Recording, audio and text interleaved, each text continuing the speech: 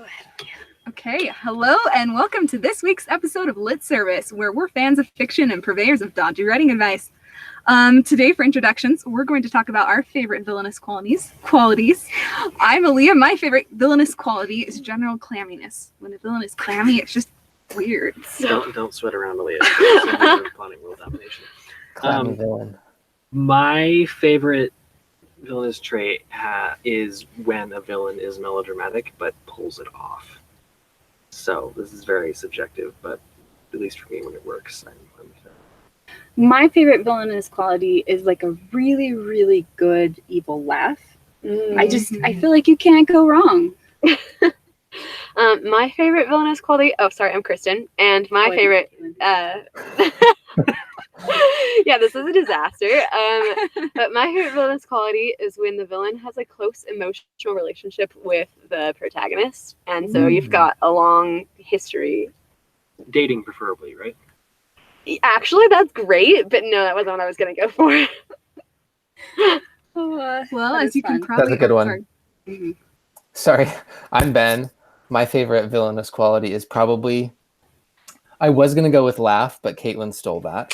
So I'm going to go with the voice, because in especially in like anime and cartoons, you've got this villain with like this somewhat deep, not super deep voice, but is like epic and just anti-hero voice style. You know what I'm talking about. Like Fire Lord Ozai. Oh, I was yes, actually that is just exactly I what I was was gonna say thinking of, yeah. that it's always Luke Skywalker. It is always It's Mark always Luke Hamill. Skywalker. Yeah, he's really Yes. good at it. I mean, he's the Joker, and he's He's just good at it. he's in Castle in the Sky, and he's Yeah. also Ozai. So yeah, I did not realize. So Ozai. Yeah, yeah. Did your kind of a childhood mind blower. just get? I mean, Luke Skywalker and Joker is pretty hard to out, but Yeah, well, it's Fire Lord Ozai. All right, well, ladies and gents, as you have guessed, we have a special guest on this week, Ben Grange, who is an agent at L. Perkins Literary Agency. Thanks for coming on, Ben. Thank you for having me. so we actually have something new going on. Lit Service is sponsored this season by Writers Clearinghouse, which is a new manuscript evaluation service for authors, co-founded by our good friend here and longtime contributor Ben Grange. And since Ben's here, we were hoping he could tell us a little bit about it and how he got involved. Yeah, absolutely. Again, thanks for having me on the episode today. So Writers Clearinghouse started when I met my business partner at a writers conference a couple of years ago. We got talking mostly about the inefficiencies of the querying process and how frustrating it is for authors to submit their books and not hear anything back or get form rejection letters. And as an agent, I totally feel for that. And as an author, he was significantly frustrated by that.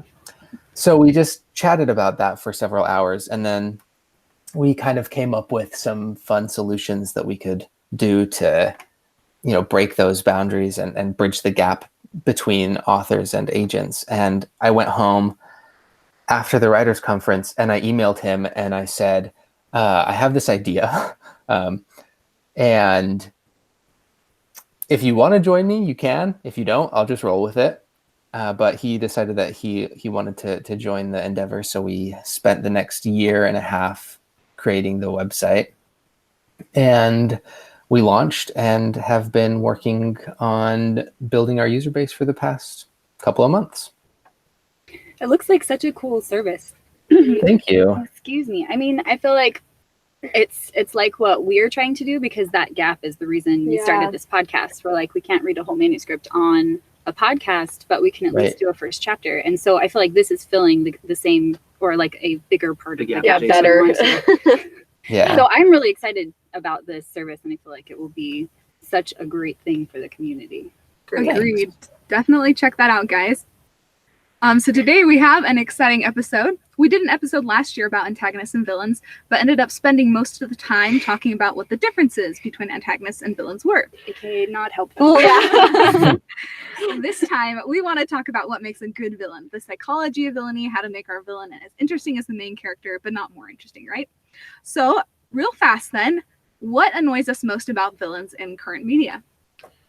I think this is really subjective, and I don't know that anything we say is going to be law or helpful, but I think something that I always think about is that villains in media tend to have really overarching goals that are like world domination or whatever, and I don't think a villain always needs to aim that high. They can have something smaller and have it matter more. Mm-hmm. Well, and I feel like if it is smaller, then it matters more to Exactly. whoever's consuming the media. I have that same problem. Mm-hmm. So another important question then is, why do we want a villain at all? Because a lot of books, maybe they have the villain as nature or school. But what can a good villain do for you? Or school. That sounds like an ad campaign. Yeah. What can a good villain do for you? I feel like the school part is maybe a little bit of Uh-huh, Alia's personal that is experience subjective right there. That's leaking my through contribution. right now. Okay, so why do we want villains? Why do we want an interesting villain, or why do we just want a villain in general? Both. Let's go for both. I think Why do we want? Oh, sorry. Go ahead. no. Well, as far as why we want an interesting villain, I think you need to have a villain that makes sense a little bit. Like if you don't know why, well, even if your villain is like chaos animated, like we need to know that they are supposed to be chaos animated, like the Joker, right? He doesn't always make sense, but he's going to do the same thing pretty much every time. You know, he's going to cause the most amount of damage just for the heck of it. Okay, but we've skipped why do you want the Joker in the first place?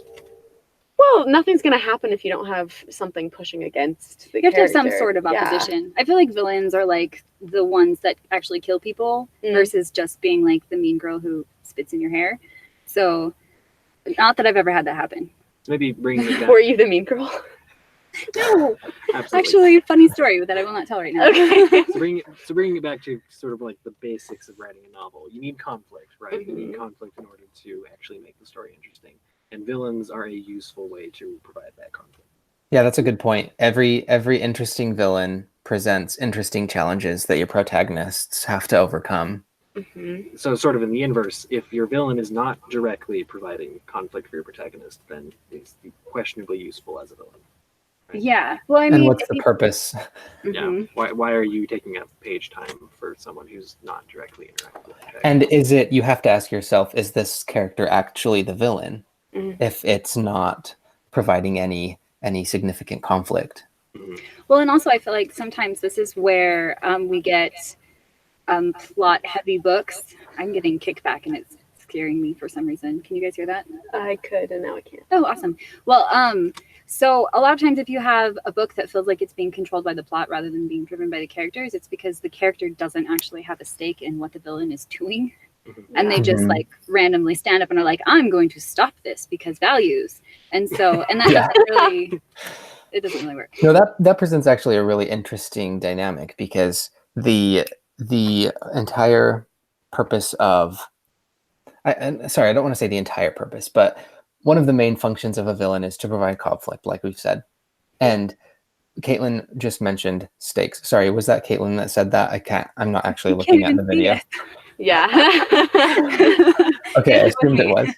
We can scratch that part out, but Actually, it's forever on YouTube. You are stuck. on YouTube, I'm stuck, but on the podcast, we can just, That's right. Anyway. That's right. moving on. Caitlin brought up a good point about stakes, and the relationship between the villain and the stakes of your story is pretty intricate. If your villain is presenting significant challenges to your hero, then the hero's stakes in the novel will be more personal. Yeah. If your villain is not presenting any significant stakes to your character, then there's literally nothing connecting your hero from to the main plot. Mhm. I feel like, did you want to say something? Well, I was going to say, so like to put a coin in our avatar jar for the day, we can say that you'll notice that like in the first season, especially the first few episodes of Last Airbender, the villain is Zuko, not the Fire Lord, because the Fire Lord doesn't have anything directly to do with what's going on. Yuki's like a cause behind a lot of it, but like the immediate figure presenting an obstacle is Zuko, and so that's who all that we spend all the time, rather than having a pointless like out of character flash to something going on the other side of the world that has nothing to do with what we're doing. if you have a, sorry, I just lost my train of thought. If you, oh my goodness. Sorry, I remember what I was going to say now. We can just like cut out all of the Yeah. through this whole thing. The thing you want to remember is that is the key to character building. It's a simple method that way too many authors don't even try to master, but you have a character who wants something, but something is standing in the way of getting that. So your character must overcome those obstacles to get what they want.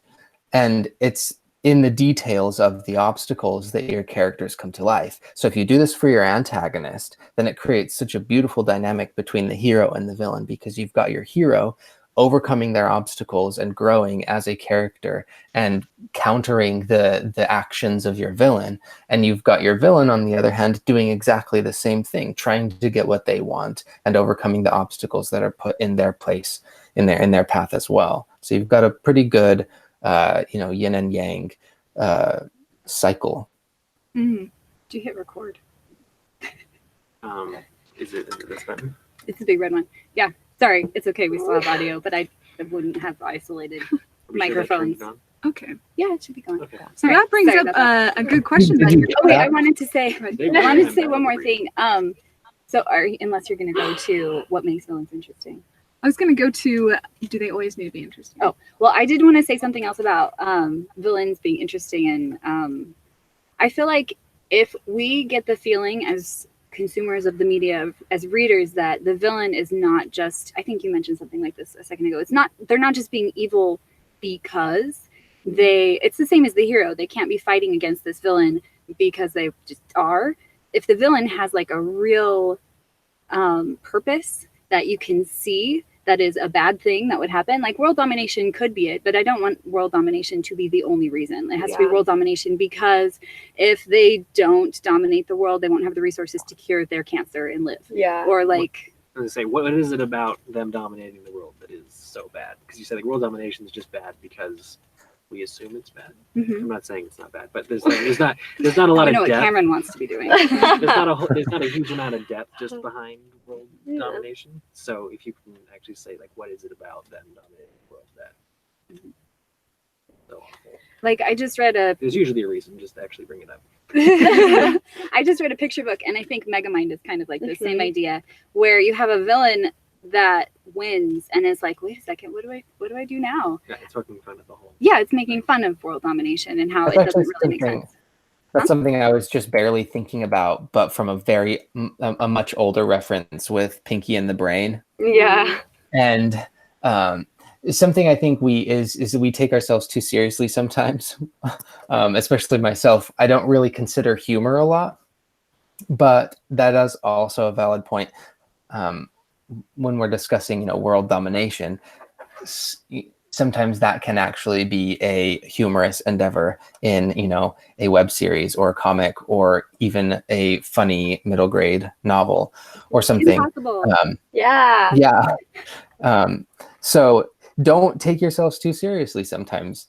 You can have a villain who is hilariously failing at their attempts to take over the world for no particular reason other than to just take over the world. If you do it with class and style and, pomp and circumstance. It's going to be a very all different type of book. All of those examples are very self-aware. They're deliberately making fun of the trope that what does the villain do? They take over the world. Why? We don't know. And they're aware of that and they're doing it. If you try to do that with someone who doesn't know, I mean, you can still play that for laughs, but if you're not playing it for laughs, it's not going to work. Yeah. In response to the do villains always need to be interesting, though, I'm actually going to say not really. Because I was thinking about The Dream Thieves by Maggie Stiefvater, because as we all know, I love Maggie Stiefvater and I bring her up all the time. But The Dream Thieves has this villain, Kavinsky, who is the worst. I would never read a book about him. He just sucks. I don't want to spend any more time in his presence than absolutely necessary. But I think he makes a really good villain because of the things that he says about Ronan, who I think you could argue is the main character of that book. By talking about, by showing the relationship between Kavinsky and Ronan, we learn a gajillion things about Ronan that we wouldn't have known if Kavinsky wasn't there. And so he serves a villainous purpose by revealing things about the hero. And I think if you do it that way, you're gonna have a stronger villain. And also, it's okay if your villain is just not fun. And I mean, I think there's a villains difference. in our own life that are the same way. They're not crazy and bizarre, but they have cross purposes to ours, and so they're kind of villainous in our story. But even little things that, the character doesn't have to be bizarre or super strange. Little things like being kind of passive aggressive sometimes can make a good villain too. I agree. I think there's a big difference between being fun and being interesting. Yeah. I mean, every human being is interesting. Every human has aspects about their lives. Kristen does not agree with that statement. She's giving me serious side eye now. Sorry, I can't see you. I'm reading off of my document right now. I should switch over so that I can see you guys. But I think that every human has aspects about their life that if you spend enough time learning about those aspects and learning about that human, they can become interesting. So even if you don't see those interesting things on the page, as a writer, you need to know what those interesting things are. You need to know those intricacies about your own character, because that is going to inform everything that character does throughout the entire book. And it's vital to the growth of both your antagonist and your protagonist. You would say even if the interesting stuff doesn't make it onto the page, because you know the interesting stuff, it will make the villain work in the story. Yeah. You don't ever want a cardboard cutout of a character anywhere in any book. And I think if you don't know those interesting side things about your character, like what it is they want in life. And if it's a cardboard cutout in your mind, good luck making it not look like a cardboard cutout on the page. Exactly. Mm-hmm. I was just thinking about the Lioness Quartet that I loved when I was younger. Mm-hmm. And as I was thinking about it, I don't know that any of the villains in that were really super compelling or interesting, but the threats that they posed were really personal to Alana, the main character. And that's what made them scary. And that might be a genre thing, because the Lioness Quartet is young YA / It's middle grade. I would almost put it in. Well, it's not though. I know, but it not. reads like middle grade. The industry has changed since those came out. I know. But it does almost read like middle grade and has some pretty serious romance stuff in it that is not appropriate for middle grade. Yeah, that happens. Yeah, I forgot about there's a lot of that actually. If you're 12 years old, don't read this.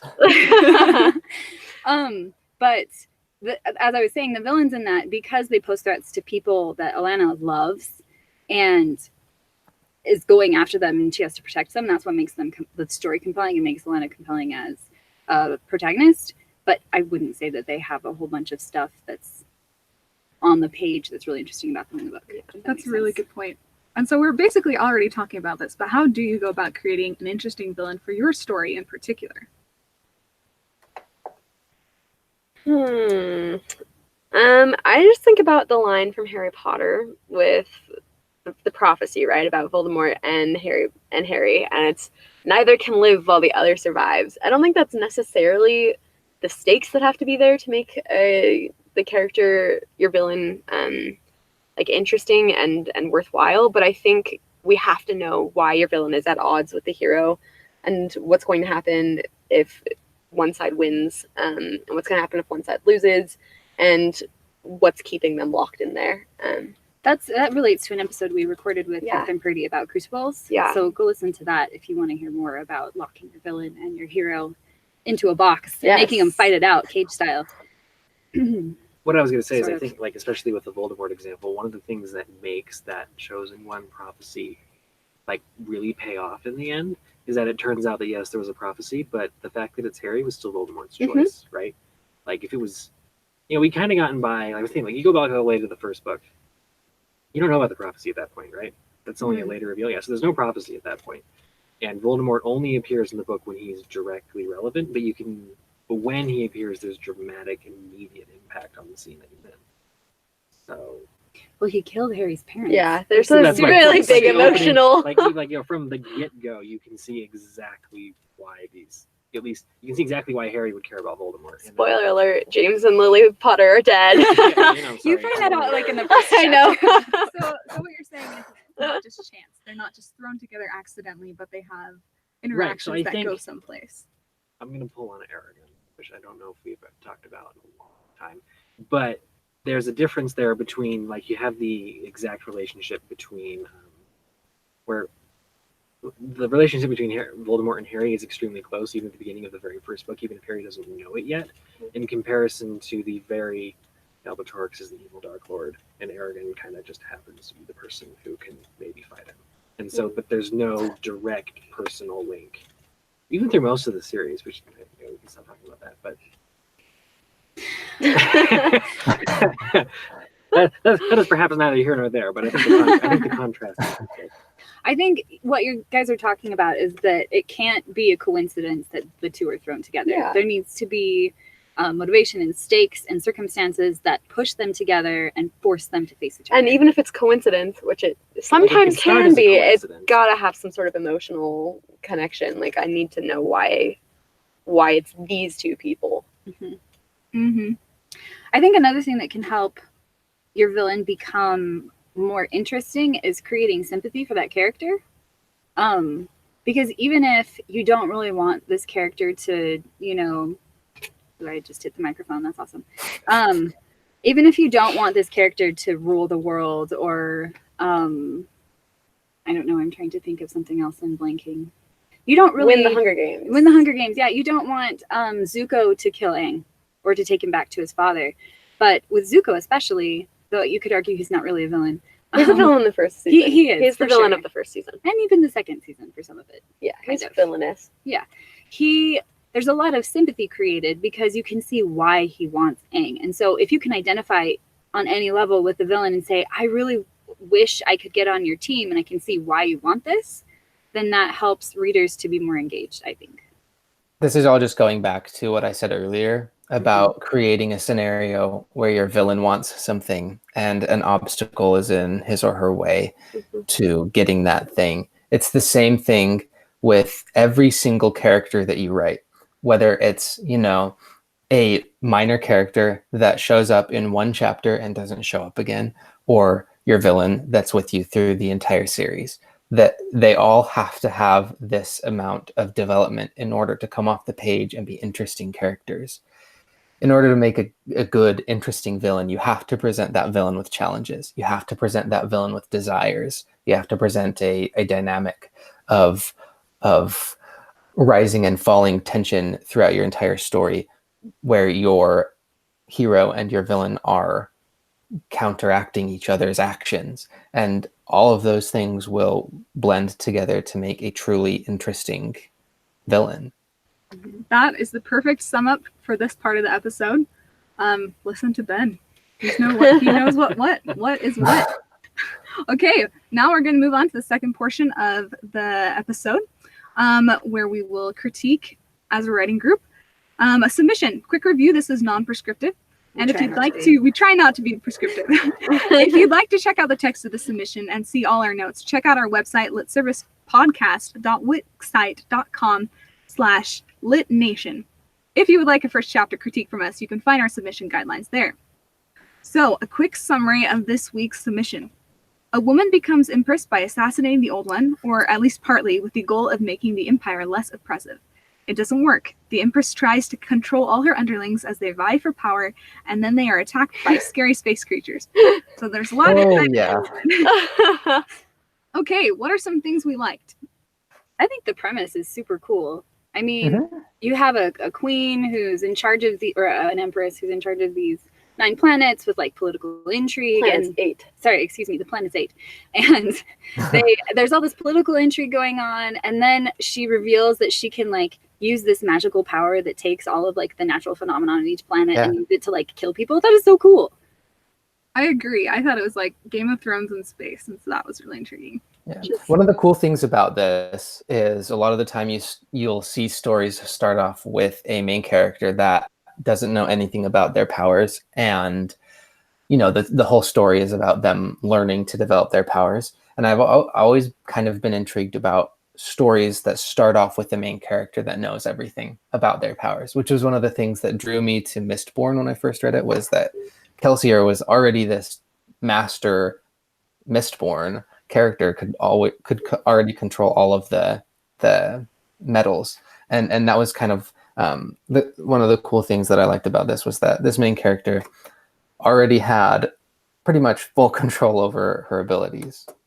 Well, even not just powers, but like she is a powerful character, and I think it's a really cool thought to read a book that is about a person struggling to hold on to their power rather than struggling to obtain it, because it's always harder to defend than to attack. Mm-hmm. This could always be a villain origin story too. I don't know yet because we only read the first chapter, but yeah, it could be. I found it interesting that the main character wasn't human. I thought that was cool.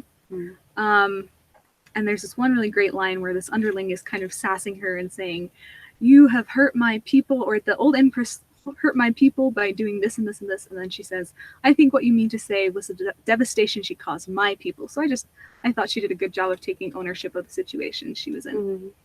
Kind of going back to what Caitlin said, I thought it was kind of cool how there was this ambiguity throughout, where I could totally see this main character as being the evil empress of someone else's hero story. So, but not necessarily. We don't.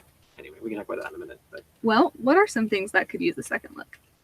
I think my biggest problem was that there was so much happening in this submission, and I didn't have context for any of it. It was a lot of proper nouns and things that I felt like I should care about, but I didn't know why I was supposed to care or what those proper nouns meant.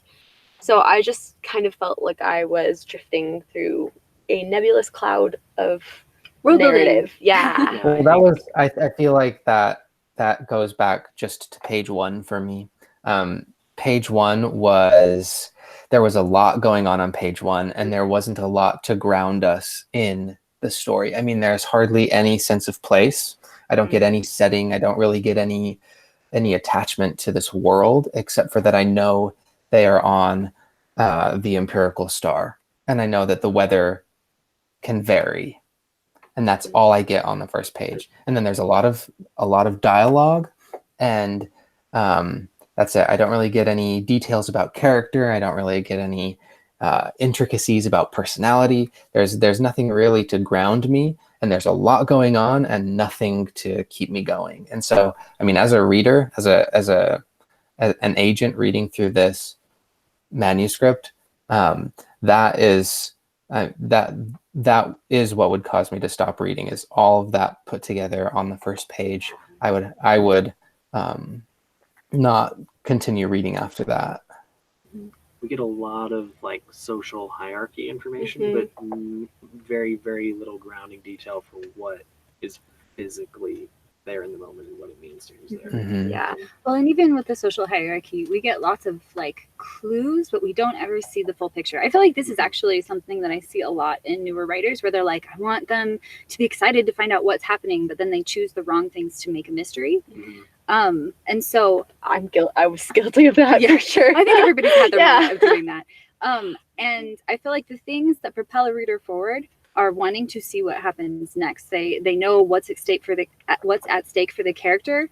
Like in the fight scene, if I knew what would happen to her if she gets captured, or like what would happen to the Empire if she's gone, or whatever else. But I just know that she's this empress lady, and then space vampires tried to kill her, kind of, sort of.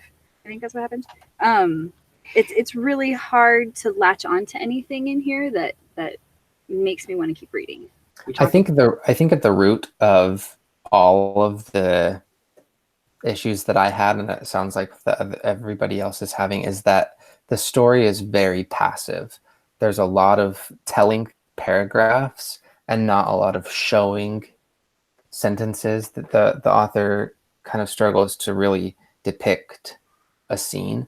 And so my biggest suggestion here would just be to read your submission again, read these 10 pages and comb through it to see if you can identify by yourself where you are telling and where you are showing, and get rid of everything that you're telling and replace it with active showing, verbs, sentences, paragraphs. Maybe another lens to look at that could also be helpful. I feel like we've mentioned the term iceberging occasionally on the podcast. I feel like this submission is kind of like a field of iceberg tips. There's a lot of stuff, promising, cool stuff, but maybe we haven't talked about this in relation to iceberging before. But you can't just iceberg in the scene. you have to show us the bottom of some of the icebergs, and then choose which ones are going to be tips. And I feel like this was unfortunately all tips. You have to give us context for what we are looking at, because if you're trying to give somebody a gift and you're like, guess what's inside, or like, I want you to describe perfectly what's inside, you probably have them open the box and look at it. But right now, what I feel like is we have a box with stuff around it, and we can't see, like, we don't have any context for what it is. There's one really great line that says, it's about the drink. Yeah, about the drink. It says, Sika Numbrim lifts his glass of potent Chirac. So there's your world building word. We don't know what Chirac is. In my direction, dark green, never ashamed of broadcasting his increasing drunkenness. So that is immediately contextualized. I know what that drink is. It's our equivalent to alcohol. It's inebriating, whatever it is, and it's strong. And so that detail very quickly allowed me to see what was going on. But a lot of the other details that we've seen are just dropped instead of. For sure, that drink is mentioned once, and we know more about that drink than we do about the planet's need. Yes. And they're like, we know they're important, but I couldn't tell you anything else about them. Well, we know a little bit. We know that they're all different species that live on each one, I think. Do we know that? Well, we've been introduced to at least 3 species. Oh, okay. So I think then to kind of sum up all our comments with what Ben said, there's a lot of good stuff going, a lot of interesting things we're kind of getting a sense for. We just want to get a better sense for that. Are there any final comments before we wrap up for the night? Okay. Well, thank you for submitting. And thanks, Ben, for coming on the show. Your comments are excellent as always. Great. Thank you. Yeah. Okay. Listen up, guys. Our guests for the next few episodes are going to be a little special. We'll be doing live shows at the Life, the Universe, and Everything Symposium on February 16th. So we'll have submissions open for 3 separate guests. Okay, first up, author of Swashbuckling Adventures of Alosa, the girl pirate you don't want to meet in a dark alley, but would definitely take with you on a heist.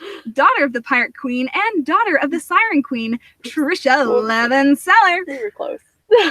Yeah, you got it. yeah, I got it. Okay, our second guest. Sorry, to explain, Caitlin instructed Aaliyah to do it like she's announcing a wrestling match, so it's gonna be my turn to do this next one. All right, next up we have Stacy Whitman, editor at 2 Books and imprint of Lee and Low. Unfortunately, Stacy can't do a first chapter critique, but you should still tune in and listen to her anyway because she's super cool and skilled. Oh, apparently I'm doing the last one. I remember this just now. And last but not least, we have New York Times bestselling author of the mostly true story of Jack, the Iron-Hearted Violet, The Witch's Boy, and Newbery Award winner, The Girl Who Drank the Moon, and many other books, Kelly Byrne-Hill. Woo! Yeah. So this is an excellent lineup. This, I don't know if you want to take a minute to say anything about this symposium, but... Oh, sure. Yeah. We are going to be live on Saturday, the 16th. So if you want to come see us in person and like throw stuff at us or maybe give us high fives, I would prefer the second one, not the first one. You can throw stuff at everyone else. Yeah. Then you can come see us and it should be really, really fun. And we're all really excited to do it. We're also, we're especially excited to meet with these amazing authors and Stacy too, who is an editor, which is especially cool, right? So, yeah, you should come hang out with us at our live show. You can submit your first chapter to be critiqued by Trisha or Kelly. So check our submission guidelines and get your work to us by February 8th. We'll be posting video podcasts for all 3 episodes in February and March in case you aren't able to come.